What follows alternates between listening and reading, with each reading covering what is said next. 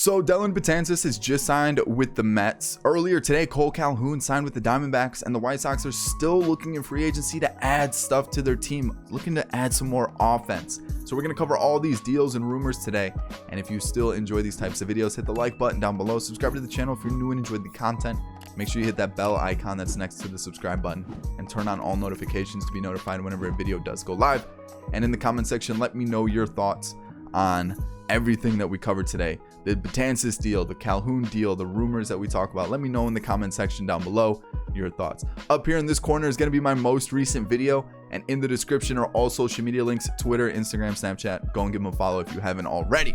So we're going to start with the Kole Calhoun deal, because I think this is actually a decent deal for the Diamondbacks. They've been looking for a right fielder. They don't have Adam Jones there anymore, and it's been a while since they've kind of had like a set outfield. You have Ketel Marte in center now. In left field, you have Peralta, and now you're going to have Kole Calhoun, which I think was a pretty solid pickup. 2 years, $16 million. There's a third-year option that would be $9 million for that year. So overall, this is a pretty cheap contract. You got a 31-year-old outfielder who, when you look at his stats for the past couple seasons, in 2018, he did have a bit of a down year. A 652 OPS is not really good. 208 average. But in 2019, he had a resurgence. It looks like he's coming off a career year. 33 home runs, 74 RBIs. You're looking at a almost 800 OPS. And not only does he bring power from the left side of the bat, he's actually a pretty solid fielder out there in right as well. Good with the glove, decent arm, covers right field pretty well. So not only are you getting a good power bat from Kole Calhoun, you're also getting a guy who actually plays right field pretty solid. So overall, you got your corners set up nicely. Gold Glover and Peralta. You got a solid outfielder in Calhoun. Center field, you got Ketel Marte. Second or third, you got Eduardo Escobar.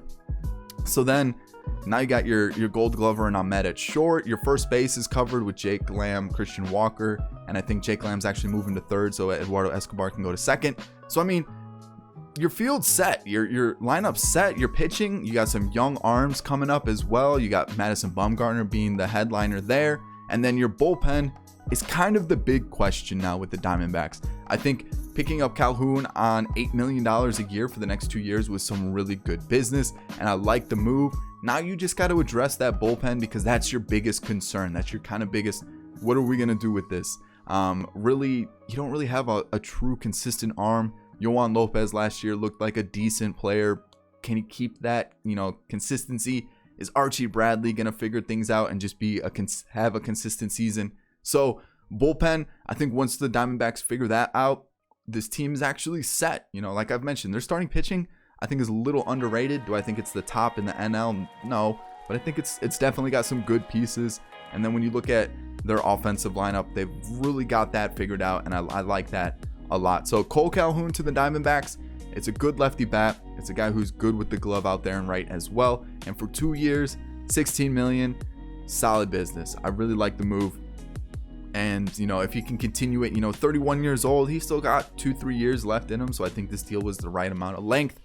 And, it's not a crazy big contract either. So for a guy who's going to offer you power from the left side of the plate, I like this move. It's not expensive. And you probably still have money in the bank for the Diamondbacks to go and spend money somewhere else. So I don't think this will be the last business they do.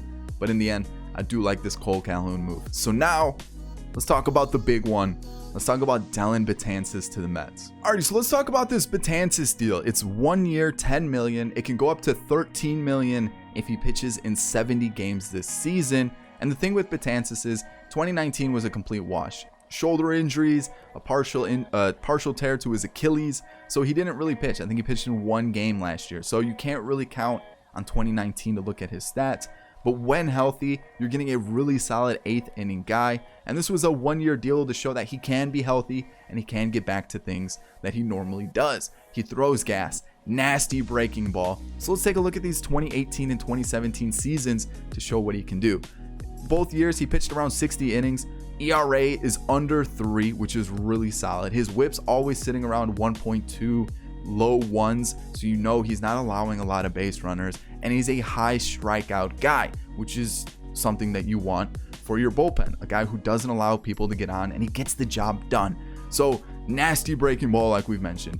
throws gas 99 plus. And with Betances, if you can keep him healthy, if he shows that, Achilles injury, he's over it, he stays healthy, you're going to get a very solid pitcher. So 1 year, 10 million. I know there's a player option, I think 2020, and then 2021, there's another option. So if they can keep Betances for the next 2-3 seasons, I think this is great for the Mets. You already have Edwin Diaz, Jeurys Familia. Both of them were a little disappointing last season, which is a huge bummer, but I don't expect them to continue in that downward track. I expect them to bounce back and get back into the right, get back to how they normally are. Not Ed lose, but Ed win. So I expect him to come back. I expect Familia to not be atrocious. So you already got two guys right there. You add Betances in. Seth Lugo was a great player in 2019. Can he do it again for 2020? Justin Wilson had a solid season last year. Michael Walker is probably going to be seeing quite a few innings out of the bullpen. So the bullpen for the Mets is starting to take shape, and you just need the players to perform, not have bad seasons like Edwin and Jeurys Familia did, but I don't expect that to happen. So the Mets bullpen looks solid. We already know that the starting rotation is gross for the Mets. And then you look at offensively what this team has. Really, they're only lacking a true center fielder. And this is a really solid Mets team. So being able to restructure Yoenis Cespedes' contract really made this deal possible. So, if you're a Mets fan, you got to go send a little Merry Christmas over to Cespedes, because without that restructuring of the deal, I don't think this deal happens. So Betances to the Mets, obviously he's going to, still need to rehab a little bit, come back from that Achilles injury. But if he can come back healthy and be that 7th, 8th inning guy just to shut the door, I think this is a solid move for the Mets. And we've already talked about what they have offensively and in the bullpen and their starting rotation. This team is really starting to take shape. And we already know Mark's going to love it. And I feel like this is a top team in the East, and it makes the National League East even more of a stronger division. So they might be a first or second in the East this year. They look really solid. And again, we know what Betances can do when healthy, and this is a good move from the Mets. I like it. You just gotta hope that he stays healthy. So with that, I like that move. That's a move I like. So let's just kind of talk about the murmurs with the White Sox. It looks like they're going after Edwin Encarnacion, who's pushing 500 home runs in his career, and is looking more like a DH signing. And it sounds like the White Sox are kind of taking the approach that we're going to score more runs than you are this year. They already have Jose Abreu, third base, Moncada, Anderson, Yasmani Grandal, Mazzara. You got Eloy. It looks like they're trying to score more runs than you. They haven't been able to bring in those top pitching free agents this season. And I think it kind of makes sense. Players are still realizing that they're in a rebuild, that they're probably another year or two away from being true contenders. So to be able to bring in those players that'll help you out for the next couple seasons will show that you're still trying to win games and still trying to compete. So I think bringing in someone like Edwin, who is a good veteran to have, he's also a good power hitter. I think that's a good addition to try to go out and get. Bringing in pitchers like Keuchel's a good move. The bullpen was okay. It wasn't amazing for the White Sox. You look at their starting rotation now, it's starting to take shape, and their lineup is kind of gross.